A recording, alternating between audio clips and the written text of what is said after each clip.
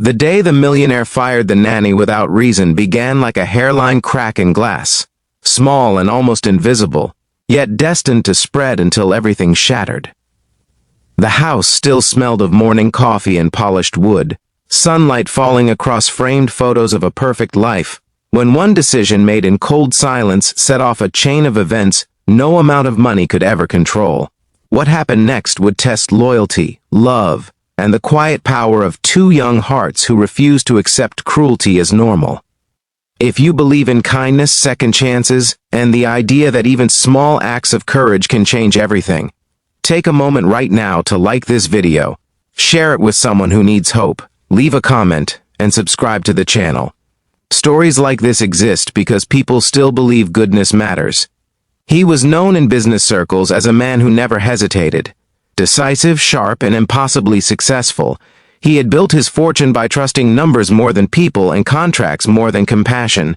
His mansion reflected that philosophy perfectly, spotless and impressive but emotionally quiet, as though warmth itself had been edited out.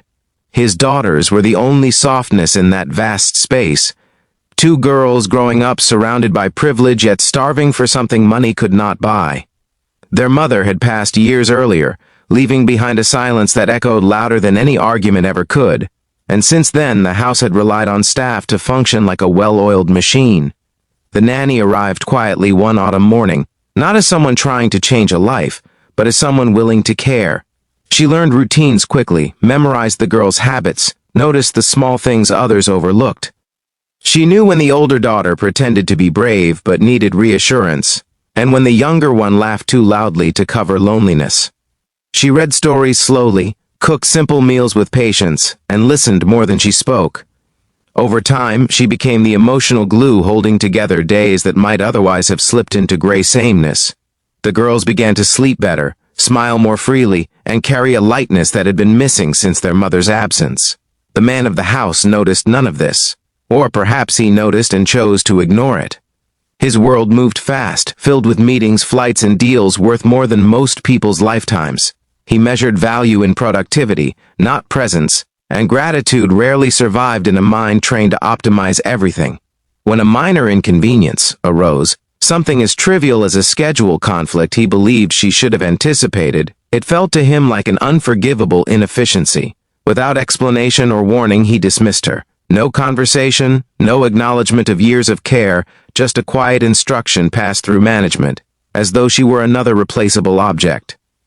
The nanny packed her belongings with steady hands, fighting the familiar burn behind her eyes. She had learned long ago that dignity sometimes meant leaving without begging for answers. Still, each step through the house felt heavy, weighted with memories of bedtime routines and whispered reassurances. She paused at the doorway of the girls' room, taking in the sight of their drawings taped crookedly to the walls, knowing she would not be there to see the next ones. When she finally walked out, the front door closed softly behind her, but the impact echoed through the lives she left behind. The daughters sensed the change immediately. The house felt colder, quieter, stripped of the gentle rhythm that had made it feel safe. Meals arrived on time, rooms were cleaned, schedules ran flawlessly, yet something essential was missing. The older daughter noticed how the silence stretched longer in the evenings, how no one lingered to listen when she spoke about her day. The younger one asked for the nanny in the mornings, then stopped asking when she realized no answer was coming. Their father assumed the adjustment would pass, confident that children adapted as easily as systems did. But children do not process loss like spreadsheets. They feel it in their chests, in the way joy suddenly seems risky. The girls began withdrawing in small ways at first. Grades slipped, laughter faded, and the spark that once animated their faces dulled. Teachers noticed, friends noticed, but their father did not. Too consumed by the illusion that providing everything meant he had done enough. He believed love was implicit in comfort, unaware that comfort without connection could feel just as empty as neglect. One evening, the older daughter found a forgotten note tucked into a book the nanny had once read to them. It was simple, encouraging, written in looping handwriting that spoke of care without expectation.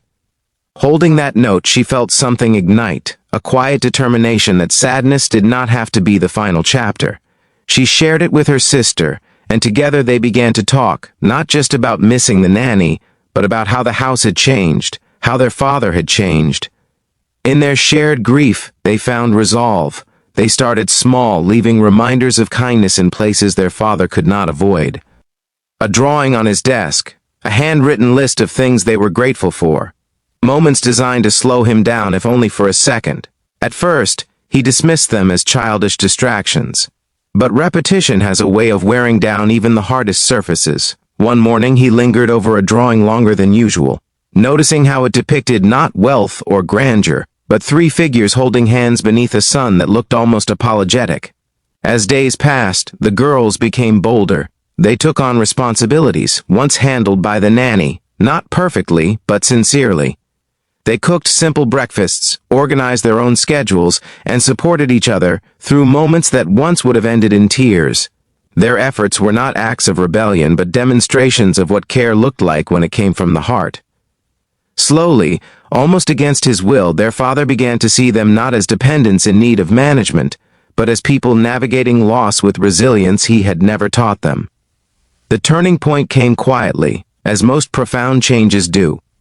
He returned home one evening to find the girls sitting together in the living room, surrounded by photo albums he had not opened since his wife's passing. They were not crying, just looking, remembering, holding space for what had been and what was missing. Something in that scene broke through his carefully constructed defenses. He realized then that the nanny had not merely watched over his children, she had helped them heal in ways he never could. Guilt arrived uninvited, heavy and relentless.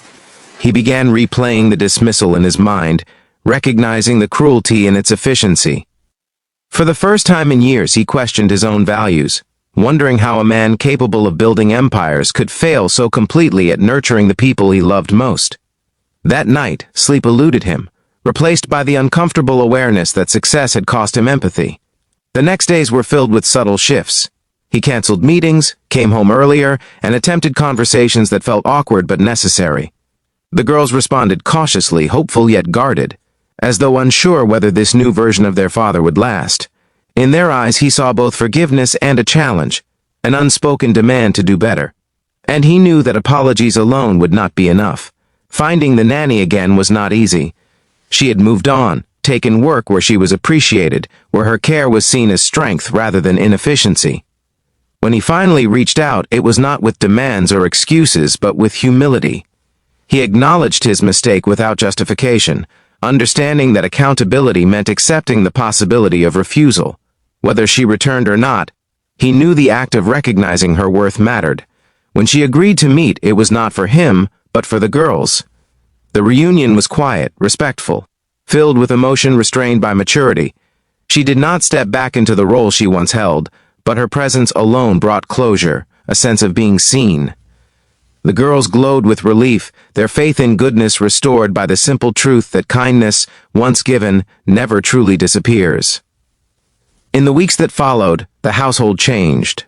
Not because the nanny returned permanently, but because the lessons she left behind took root. The father redefined success, measuring it not only in profits but in presence. The girls learned that even adults could grow, that standing up for what mattered did not always require loud defiance, just steady courage. The house felt warmer, not because of luxury, but because empathy had finally been allowed to live there. Just before this story ends, take a moment to comment one word that describes how it made you feel. Your voice matters more than you know. If this story touched your heart, if it reminded you that kindness can ripple outward in ways we never expect, please like, comment, share, and subscribe. Your engagement helps keep stories like this alive.